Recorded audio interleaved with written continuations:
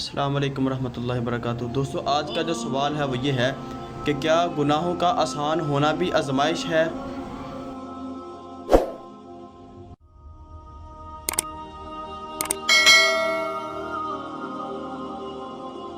وما يعلمان من احد حتى يقولا انما نحن فتنة فلا تكفر فيتعلمون منهما ما يفرقون به بين المرء وزوجه وما يعلمان، اور وہ دونوں تعلیم نہیں دیتے تھے۔ کون دونوں؟ ہاروت و ماروت۔ وہ دونوں نہیں سکھاتے تھے من احدن، کسی کو۔ من کیا ہے؟ زائدہ تاکید کے لیے۔ وہ کسی کو بھی تعلیم نہیں دیتے تھے۔ حتی یقولا، یہاں تک کہ وہ دونوں کہتے انما، سوائے اس کے نہیں، نحنو، ہم ہیں، کیا ہیں؟ فتنۃ، ہم آزمائش ہیں، ہم تمہارے لیے امتحان بن کر آئے ہیں، تمہارے لیے آزمائش بن کر آئے ہیں۔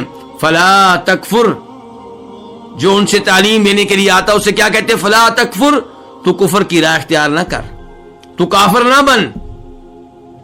اس سے کیا پتا چلا کہ جو علم ان کے پاس موجود تھا، جس کی وہ تعلیم دیتے تھے، وہ کفر پہ مبنی تھا،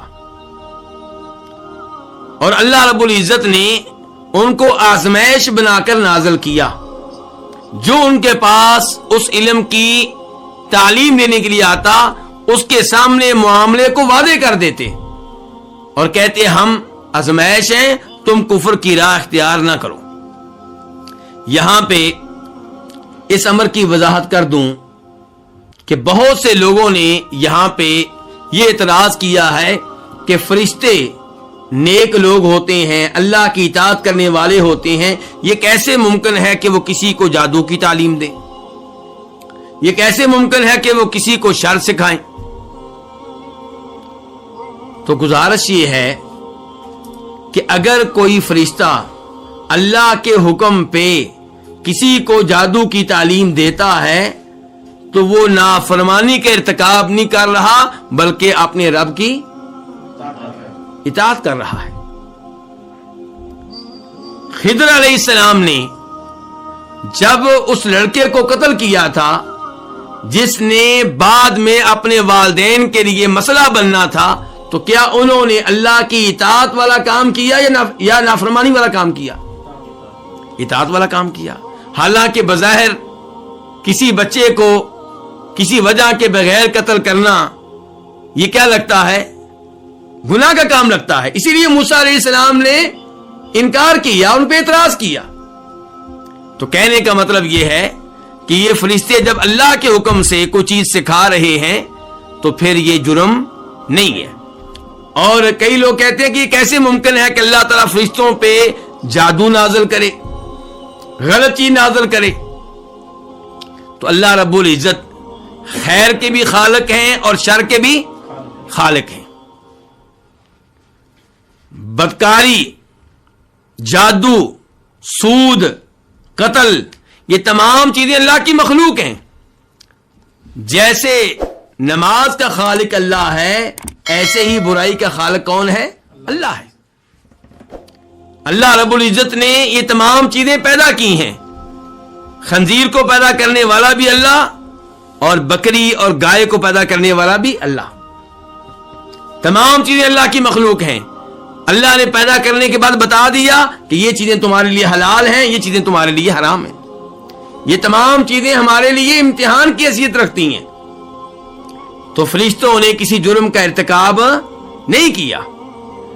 وما يعلمان من احد، اور وہ کسی کو تھے، یہاں تک کہ وہ کہتے، یعنی کہ تعلیم دینے سے پہلے خبردار کرتے، وارننگ دیتے اور کہتے انما نحن فتنہ، ہم آزمائش ہیں، فلا تکفر، تو کفر کی راہ اختیار نہ کر۔ اب برائی سکھانے والے کون ہوئے؟ فرشتے۔ اور فرشتے کس کی طرف سے نازل ہوئے؟ اللہ رب العزت کی طرف سے۔ اس کا مطلب یہ ہے کہ کئی دفعہ انسان کے لیے گناہ کا راستہ، گناہ کا کام آسان کر دیا جاتا ہے، انسان کو اس موقع پہ خبردار ہو جانا چاہیے اور گناہ میں واقع ہونے سے بچنا چاہیے. اس کی کئی اور مثالیں بھی ہیں. اصحاب سبت مچھلی والوں کا واقعہ آپ نے سنا ہوگا. یہودیوں کو ہفتہ کے دن کام کاج سے روکا گیا تھا مچھلی کا شکار کرنے سے. دوسری جانب اللہ رب العزت کی طرف سے یہ امتحان دیکھیں کہ جس دن مچھلی کا شکار کرنا ممنوع تھا اسی دن مچھلیاں کثرت کے ساتھ پانی میں ابر ابر کر سامنے آتی تھی. کیوں؟ ان کا امتحان ہو رہا تھا. اللہ نے اس موقع پہ کیا کہا؟ کذالک نبلوہم، ہم ایسے ہی ان کا امتحان لے رہے تھے، انہیں آزما رہے تھے.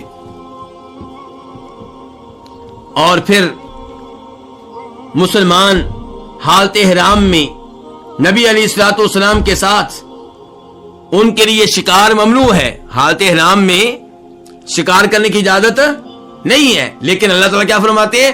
یا ایھا الذین آمنوا لیبلونکم اللہ بشیء من الصید تنالہ ایدیکم ورماحکم لیعلم اللہ من یخافہ بالغیب.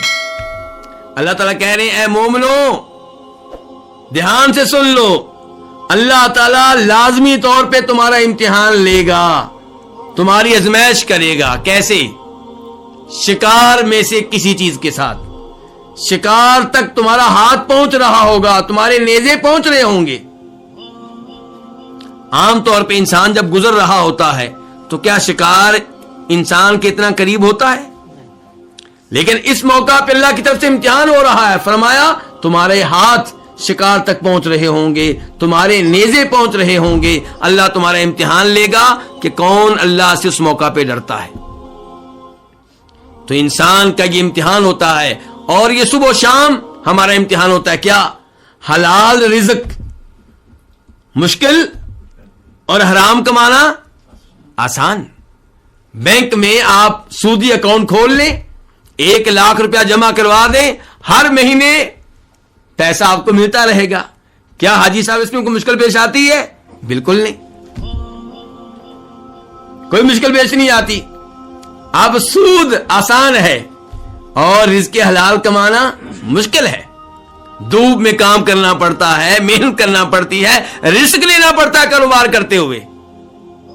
اور لوگ چاہتے ہیں، سوال کرتے ہیں کیا کہ میں نے کسی کے ساتھ کاروبار کیا ہے، میں نے اس کو 1 لاکھ روپیہ دیا ہے اور ہمارے درمیان طے یہ ہوا ہے کہ آپ نے مجھے ہر مہینے 5,000 روپیہ دینا ہے.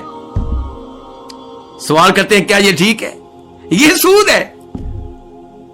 1 لاکھ روپیہ آپ نے جمع کروا دیا اور آپ کیا کہتے ہیں اس سے کہ 1 لاکھ روپیہ میرا محفوظ رہے گا، کاروبار میں نقصان ہو تب بھی مجھے 1 لاکھ روپیہ ملنا چاہیے اور ہر مہینے منافع بھی مجھے ملے. یہ کیا ہے؟ یہ حرام ہے. حرام آسانی سے آتا ہے، یہ آسانی ہے. 1 لاکھ روپیہ بھی محفوظ، ہر مہینے پیسے بھی مل رہے ہیں، جبکہ کاروبار کیا ہے، رزق حلال کیا ہے؟ 1 لاکھ روپیہ آپ کو دے دیا، اب ڈر بھی رہتا ہے کہ یہ آدمی کہیں گڑبڑ نہ کر دے. اور جس کے ساتھ آپ کاروبار کر رہے ہیں اس کی آپ نگرانی بھی کرتے ہیں، کاروبار میں معلومات بھی لیتے ہیں، سوال بھی کرتے ہیں، فون بھی کرتے ہیں. کبھی خبر ملتی ہے کہ منافع ہے، کبھی خبر ملتی ہے کہ نقصان ہو گیا. تو بہرحال یہ امتحان ہوتا ہے. وما يعلمان من احد، وہ نہیں تعلیم دیتے تھے کسی کو، حتی یقولا، یہاں تک کہ وہ کہتے انما نحن فتنہ، سوائے اس کے نہیں ہم آزمائش ہیں. فلا تکفر، تو کافر نہ بن.